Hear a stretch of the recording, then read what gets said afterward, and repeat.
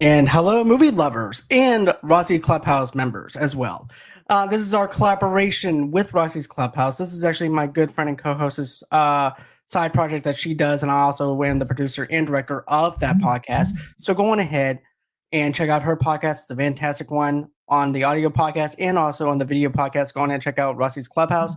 Today, we are going to be talking about Matt Barnes' documentary short film called The Black Mark, The Scars Has Scars. I'm going to say this is a fantastic documentary. So let's go on ahead. Without further ado, let's go on ahead and review this.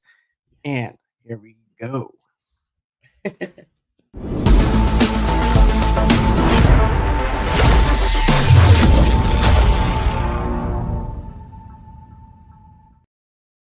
And hey, Rossie. What's up, John? How are you doing? What's up, everyone? Hey, guys. Thank you guys so much for joining us. Like I said, we're going to be doing Black Mark, The Stars Has Scars. This actually won the Best Documentary Film for the Holly Shorts Film Festival for the sports documentary section. So congratulations to Matt and his team for doing this documentary. And I'm just going to say this. This is a hands down one of my favorite documentaries of this year. And just to give you guys a little heads up on what this is actually about, I'm just going to break down the synopsis and then we'll go on from the review.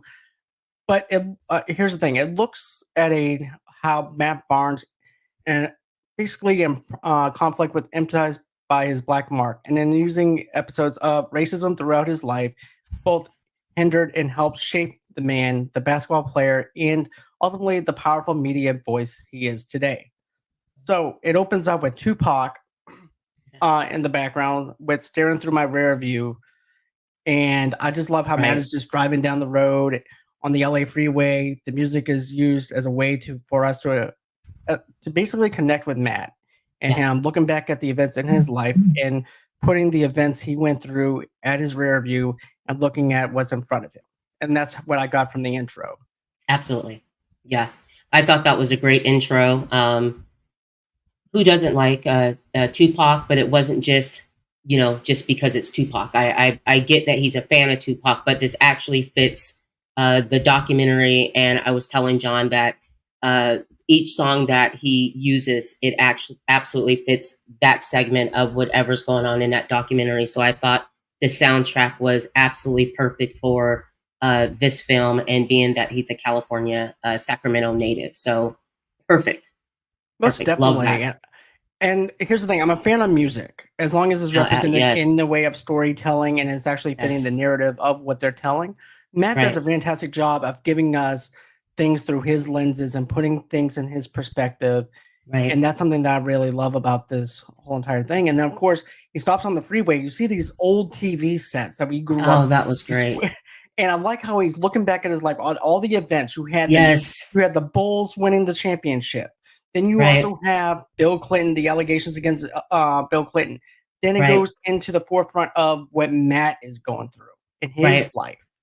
And putting us as he is actually in the forefront of our lenses and giving us a glimpse of what he went through in that time. I was absolutely shocked by what he went through. But before that even happens, just like you said, the way that they set up, the production was great on this film, by the way.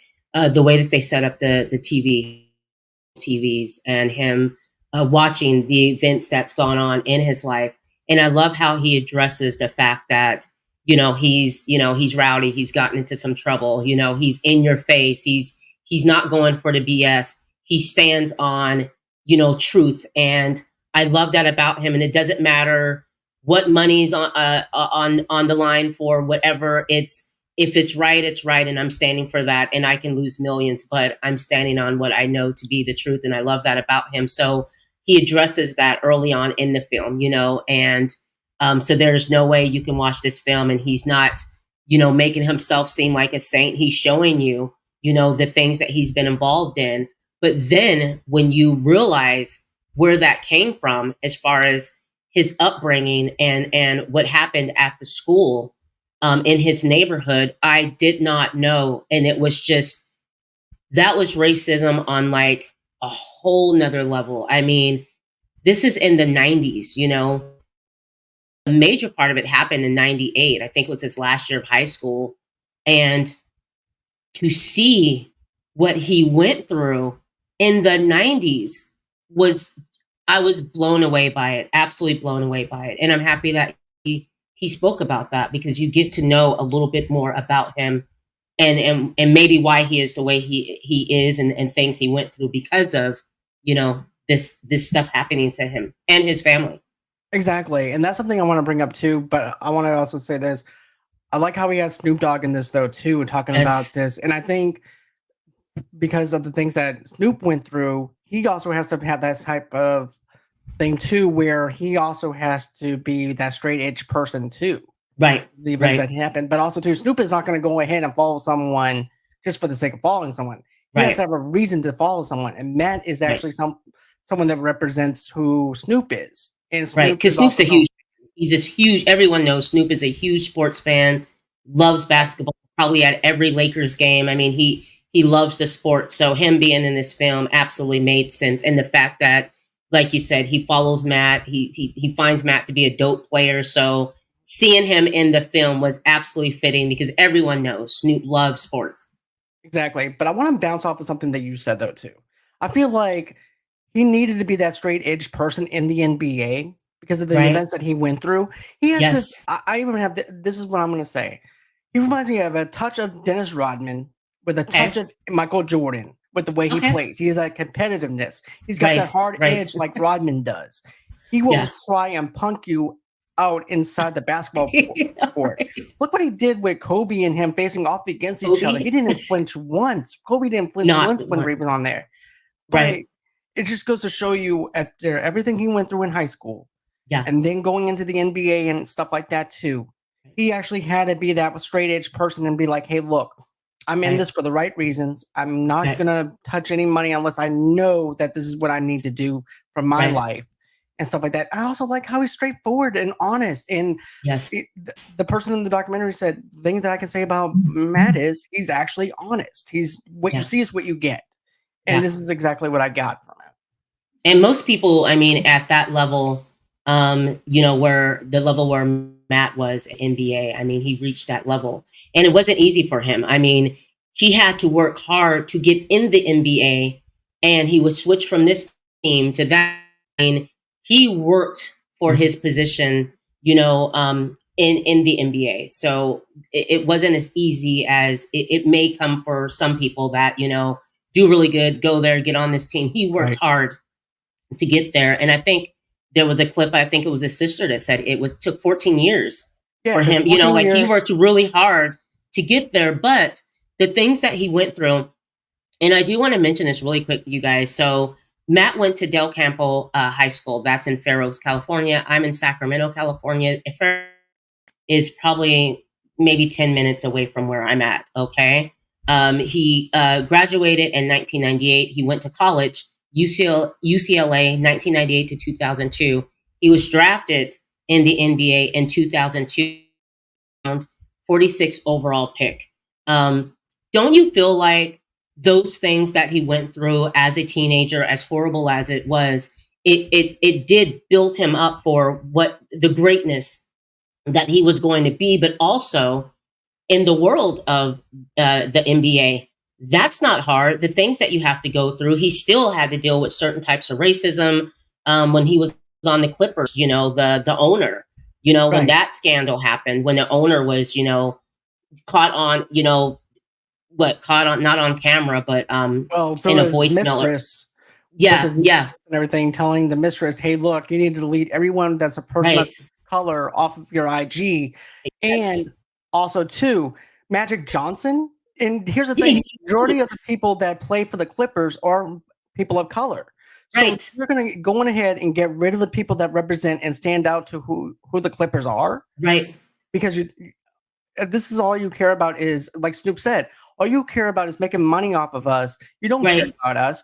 It's corporate Absolutely. greed, and the corporate greed aspect of it got him banned from the NBA for life, Yep. and he should Yep. be banned for life. Absolutely, he should have. But the fact that he's still going through that, that he still was dealing with racism, Mhm. at that level. You people think that when you make money and you do well, you're exempt from racism because people love you and people, but you know behind closed doors, it's how they really feel and what they're saying.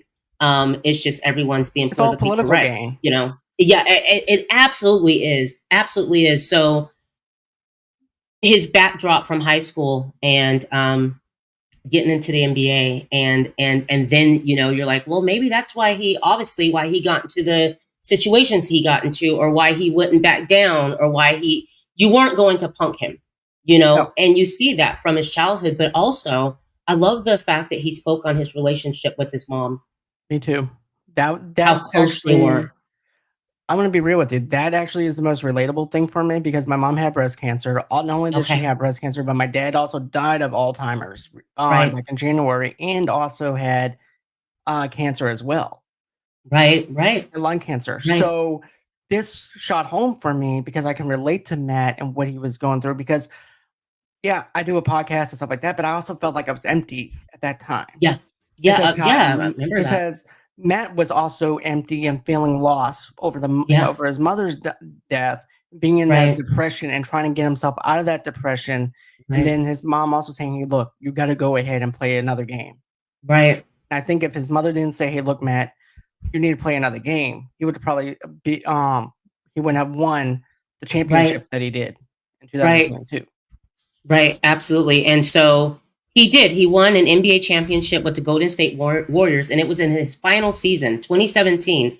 He won that. And that was after his mom had told him, you need to get back in the game. And I love how he talked about, when he lost his mom, how the team, rallied around him, how they were there for him for support, the coaches, like just what someone needs. Because he mentions that besides his family, his other family is on the court. You spend a lot of Right. time with these guys. This is who you're with. With them, you're traveling with them. You get to know them. You get to know their family. So it was nice that he had them to fall back on. And I just loved how open he was with his story. Same And here. you know, um, should we talk about the high school event? Kind of let them know like how deep Yeah, I this want to was. get Like this wasn't just a Yeah, I want to get. We're going to touch on that though too, but I also want to touch mm, on this too. yeah. The family side of the basketball stuff was actually the We Believe uh, Yes. Yeah. team, and he was also playing for the Golden State Warriors and Yes. won the championship in 2022. Donald Sterling was actually the business owner of the Los Angeles Clippers. I just want to put that little small thing in Okay. there of giving context of who the person was that we were talking about with Right. the whole IG thing.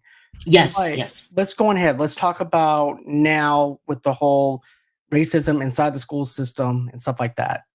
Yeah. So, it started with the neighborhood where they lived at. They had a white supremacist, and the neighbor would taunt them. And a big way of taunting them was to hang a rebel flag outside of their window, neighbor's window. And I love how he talked about his dad was a badass too. Like you get Mhm. where Matt gets that from because it's his dad. And so his dad goes outside, smokes a cigarette, and lights the flag up. And it starts a huge, huge problem in the neighborhood. But that's just to give you, like, in their home where a man's castle, they're dealing with this neighbor next door. But then at the high school, so Matt was a great basketball player. He took the team to what championships? Like this team won because of him, and everyone loved him. Well, there was an incident where his sister was had gotten to it with this kid, Who's and racist, right?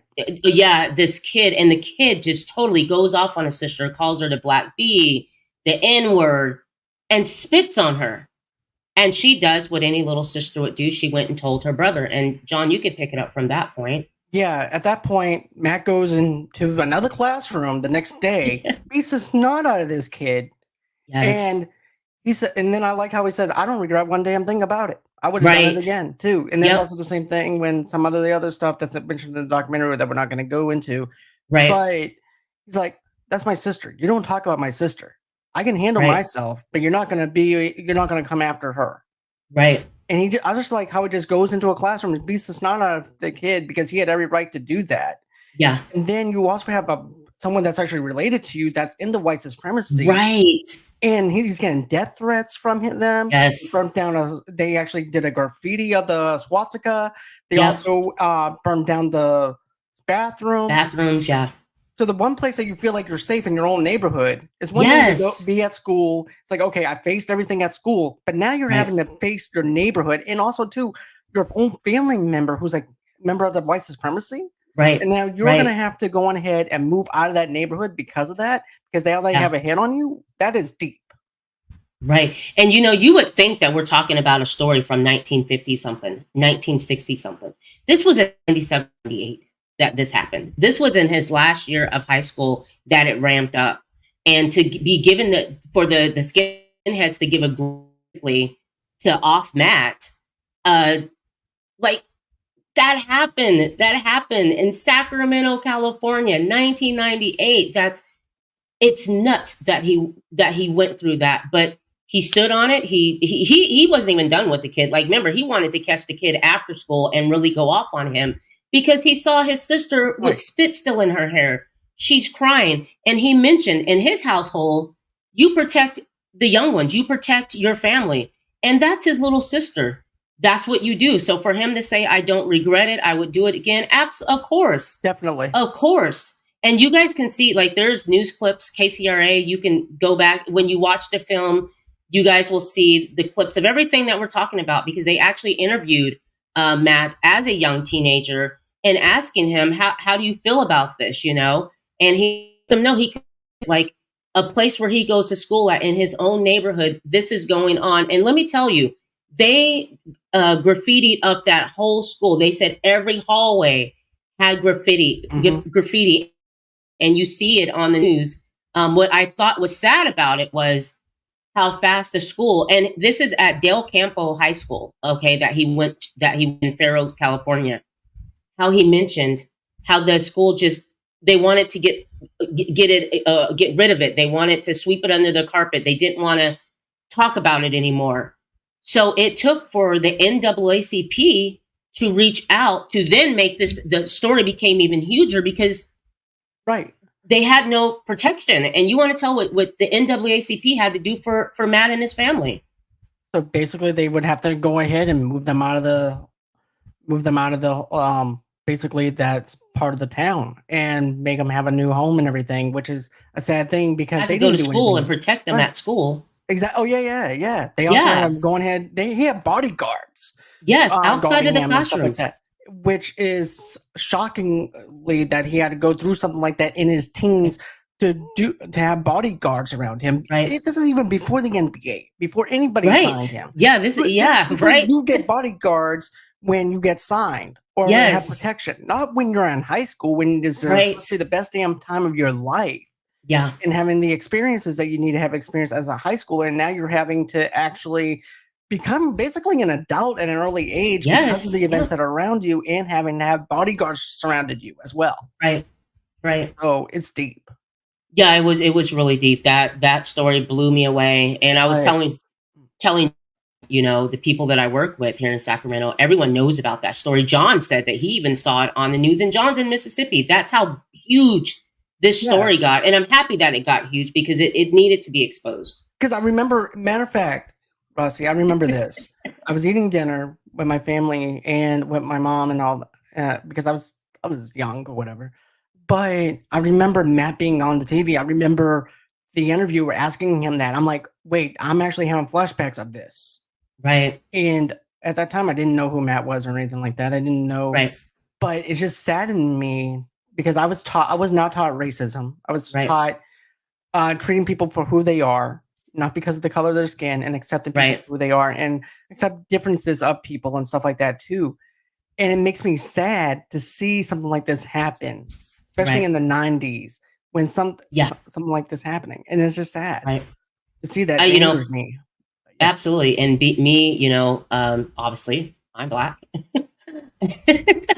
I'm Black, by the way. But, growing, just in case you didn't know, but growing up, and I remember in my household, the way that, race was dealt, we did the same thing. We weren't raised, you judge people by who they are. not. But we were also told that, there's going to be some people that if they lose an argument with you and they're not the same color as you, they're going to say, call you the N word, and my mom would make sure, that we dealt with that accordingly. I mean, my older sister, she would fight. Like, she would absolutely fight. She would defend us. The same thing, my older brother. I remember my sister and I, when we were younger, we would cry when someone would call us that, because we didn't understand it. Like, and these could be friends of yours that were friends, but once you get into it, once they lost that argument, that was the first word that they would call you. So knowing when you're Black and you're growing up in America, that could be a possibility of something happening, and then being in a interracial relationship, like children that are biracial, them going through that, and, my husband and I, getting strange stares and all, but nothing happened to the level of what happened with Matt. Nothing ever happened at that level. And that's what was surprising. Like, it's like this in the 90s. And it's not like, you would think that we were further along in the 90s. So that's why I'm telling you guys, this story sounds like we're talking about something that happened in the 50s or 60s. And this was 98. It kind of reminds you of like a doc. I know this is a doc, but it actually feels like a biopic. Like, we're actually talking about something from a biopic. Yeah. And but there's also something else too. Like, they went as far as having a mannequin with his number on it. Oh my and gosh. hanging the mannequin. I'm like, how do you do that? Yeah, that's what like, y'all hated him that bad. Like, the kids, because he beat this kid's ass, that deserved it. That did some dirty shit. No, we don't want, leave that alone. When they hung that mannequin and had his jersey on it, like, I was dumbfounded. Me too, because you would think that people would actually teach the kids from right from wrong, but then again, racism is not something you're born with. It's something that's taught. You're taught. Absolutely. You're taught racism. You're taught the hate. Yes. And everything. So I blame the parents for teaching the kids hate at that age. Right. And saying, hey, it's okay to be this way. It's not okay to be a piece of shit ball bag. Exactly. And I wonder, did anyone reach out to him? Did anyone reach out to his family? Because it sounds like, I know that his coach, now his high school coach and basketball team that he was on, they were there for him. They believed him. They stood right there by him and stuck with him in a family. That's something I love. Did any of the other teachers, did any of the fathers of kids, that they rally around him? There was a quick story. When my sister and I were in grade school, Joanne was in 6th grade. We lived in Kaiser, Oregon. And she went to Kennedy, I think it was Kennedy Elementary. Anyways, we noticed everyone. There was this one little girl, Joanne comes home from school and says this one little girl called her the N-word and tried to get other kids to do that too. Well, my mother, being who she was, walks across the street to the school, talks to the principal, talks to the teacher, and wanted to know, like, we need to handle this, because my mom's like, that's not happening with my kids. They're not going to be afraid to go to school. Do you know, by that next Monday, the family of the kids at the school, everyone rallied around my sister, to where the little girl that called her that didn't want to come to school the next day. She thought that, being that Joanne was one of the only Black kids at the school, that everyone would rally around her and her family, the little white girl that did this. And it did not happen. The whole school rallied around my sister, my mom. I mean, it was something that needed to be brought up. My mom sparked the conversation, of talking about racism. They did a special class for it. And then the mother of the kid, showed up at our house and apologized. She was so ashamed that her daughter said that. But her daughter's in 6th grade. Where did she get that from? Anyways, and it was cleaned up. But I didn't see or hear that anyone else in his school or other parents came and said, we are so sorry what happened with Matt, because it was just senseless. I'll be real with you. I think a lot of it has to do with the politics within the school itself. It has to do with backlash of the white parents. Right. They're looking at it from all different sides here and stuff like that. Right. They're afraid if they side with something that is wrong, they're going to get attacked for doing something that they feel like is, you know what I'm saying? It's basically Yeah, I saying get you. I the get parents are you. going to get pissed off at me because of the fact, even though I'm sticking up for something right, then their eyes are going to see it as something wrong. And then Right. if I go ahead and approach it this way, it's going to be wrong. So, you know, it's like, what the hell do I do? How do I, Right. but to be honest with you, in order for you to have peace, you have to stir up something Right. within the body. You Right. can't just be like, I'm just a peaceful person. I don't want to No, stir up. you can't. No, No, you you have can't. to attack it on like how Matt attacked it on and how your mom Absolutely. proceeded. Otherwise, nothing Absolutely. gets changed. And that's the Yeah. thing. That's something that I really have to say about this doc is you have to be out there and Yes. with the people, and you have to have that where we're not going to take this anymore. Right. And Absolutely. also too, I like how your mom built this community because that's what it is. It's a community of people It's a coming community. together Yeah. Yeah. and holding stuff for people to Yeah. go to attend and to be Yeah. themselves. That is fantastic. And I like how Yeah. Matt put this It there was it was too. it was was great. It was great. I thank her for that, you know. Yeah, that was, and that town needed it. You know, we were kind of, I think we were the only two, or maybe there were four in that town, but at this school in Kaiser, that was just my sister, and that happened, and so yeah, so that changed everything, you know. But and that's the thing that I loved about this documentary was, like you said, the changes that were made. You know, I know if this high school still goes through it, you don't hear about it, but I'm sure that that situation changed everything because Mhm. living out here now, you know, you don't experience that. It's just it's a different community, and you would think that it would be that way in '98, but it wasn't. So it's like some people have to go through things to, you know, for changes to happen, and Matt was built for that. You know what I mean? Um, and we see that today, just you know, watching what he does today, the fact that he comes back to communities and the activism that he does, getting in Right. the communities, trying to change, like, you know, police and citizen That's what I wanted to relations. talk on too, Yeah, yeah, was go ahead. the brutality of George Floyd. And then you have the other stuff that happened. Who shoots a kid 20 times Yeah, in a hoodie? and That pissed me he off. had it. Yeah, I'm like, what you're doing is racial profiling. yeah, Is what you're yeah, doing. But I like how yeah, Matt goes on and said, "Look, they don't know us. These cops don't know exactly. us. So let Yes, us show them who we are and be better than anything. And so that right, way and we can be a standout in this community so we can right. show them." And I also love the fact that, you know, he speaks about, like you said, the police, you know, like they don't know us, you know, and we don't know them, you know, and they need to get out of their cars, walk the communities, get out and know the people in a community. You're in that community with them. With however many hours a day, you're with those people.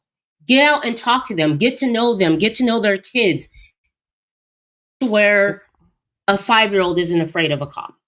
That shouldn't be how it is. You know what I mean? Make it better so that that 5-year old, you know, back in the days, you know, just, you know, Dennis the Menace stage, you're officer friendly. You know, that was Right. a thing Right. when the cops would go to the school when I was in elementary school and Me give too. out stickers and get to know Later you. programs. Where, yeah, yeah, to where you weren't afraid. They should do that. They need to do that so that you know who so and so is at 5 and at 12.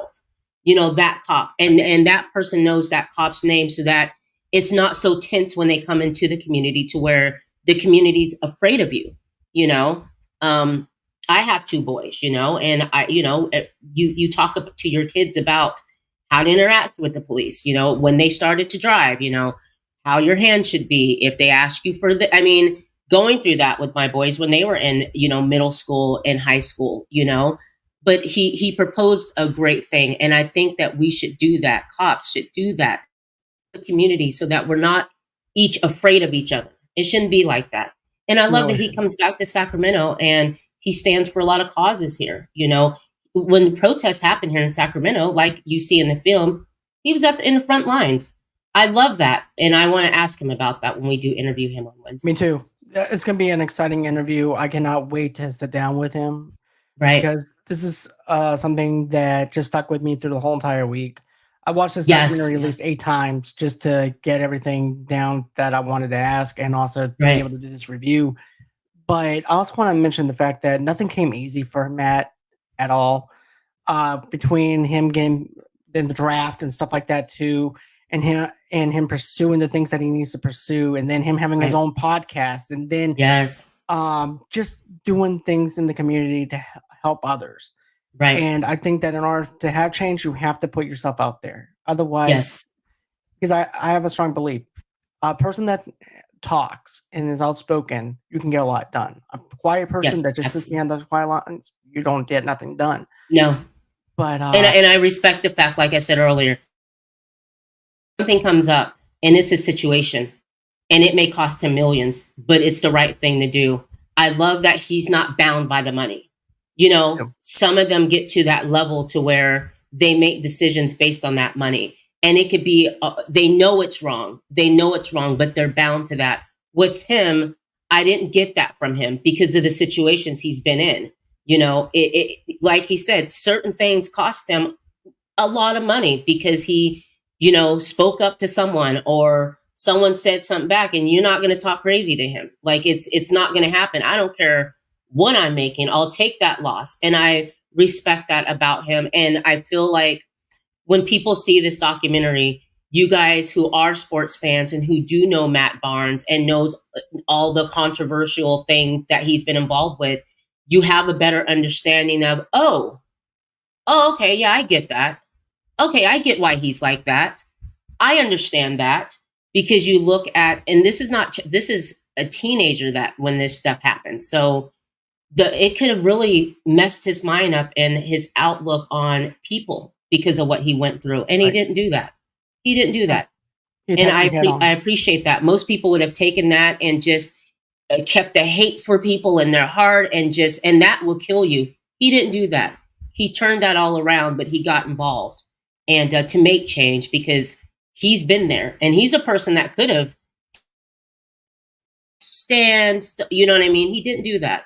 No, And I appreciate that. He turned it around and made it something positive. I have nothing but respect for Matt and what he's Absolutely. done and he's accomplished. And even with him being a football player in high school, and then that was his number one, and then he uses Yeah. the his football athleticism for the court to Yeah. have that rawness too. He has Yeah. a sense of balance of things. I mean, Matt, to me, is a big standout for me. Right. He represents who we are as podcasters too. Yes. And we go through struggles and everything ourselves with different things. So like we've Not been through a easy. lot. No, it's not easy. We've been through a lot of stuff. Rossie and I share the same We have. stuff. Yes, we But have. but here's the thing though. We keep on pursuing. We keep on doing Yes. what we do. We do this for you guys. And this is also how Matt feels too, I think, where he's like, I gotta keep going because Yes. I need to be that salt and light for somebody else in their life. So that's but yeah, I definitely enjoyed this documentary. I definitely enjoy this. No wonder why it won the best sports documentary for the short film in the Holly Shorts Film Festival. Yes. Absolutely. I definitely see it. I was glued to it as soon as I watched it for the second time last night when I got home from work.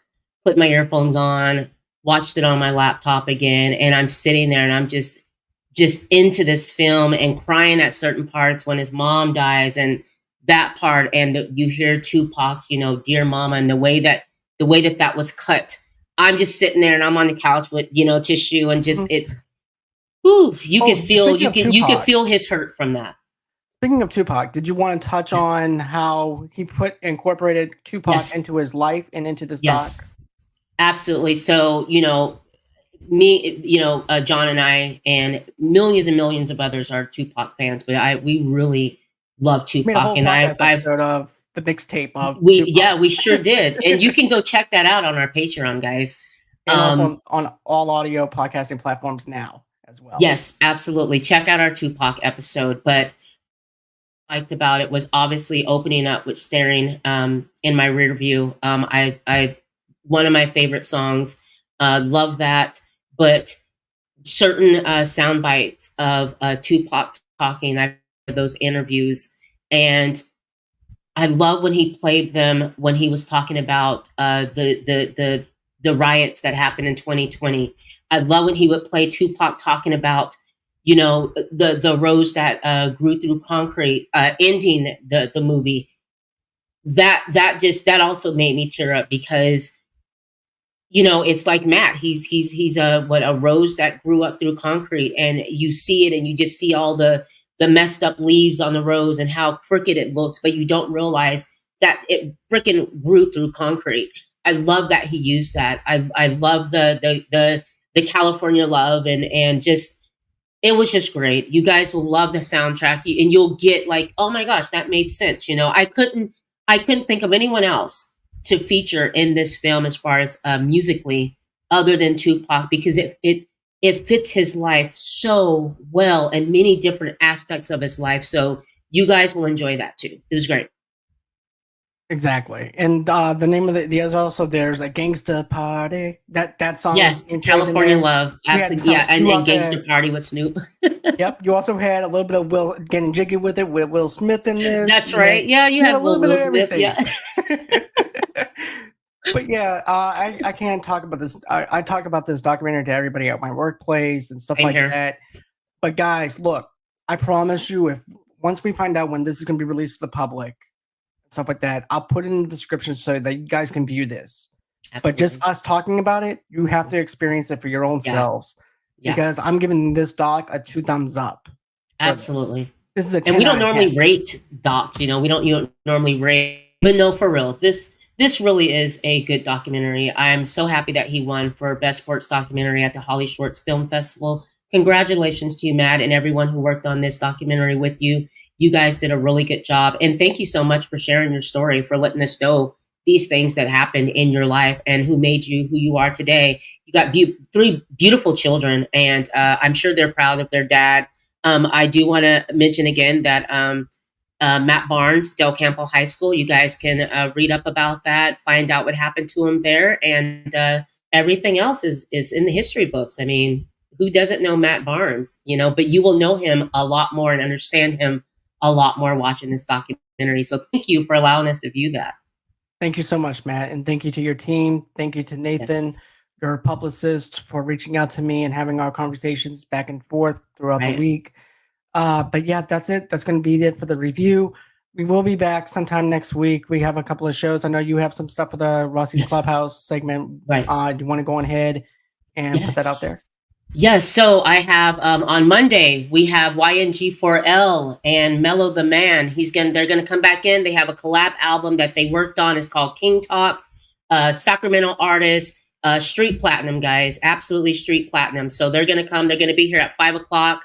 We're gonna go live at 5 o'clock on Monday because they have a show they're doing that evening, and we have a host of other people coming to Rossie's Clubhouse and you guys will see John and I doing a lot more reviews together. We have a lot coming for you guys, and our interview on Wednesday. Right, which I'm excited for. I don't think I'm going to be able to sleep for that interview. Yeah, But so many questions, so many questions. I can't wait to talk to him same about here. it, and some awesome questions I'd love to ask him. All right, guys. Well, that's going to be it as for the show goes. Give us a 10-star review over on the audio podcast. You guys can find us on Spotify, Amazon Music, Apple Podcasts, wherever you guys get your podcasts at. That's where you can find us at. But if you're watching right now, smash that like button, smash the subscribe button. Go over there and visit Rossie at the Rossie's Clubhouse. Go on ahead, smash that like button over there and subscribe button over there. Show her some love. Show her some love on the shorts. And always until next time, Thank guys. you. We'll catch you guys on the next one. And thank you so much, Matt, once Thank again you. Thank you for allowing us to review this. And we are out. Have a great and safe day and enjoy your weekend. Bye, guys. Later.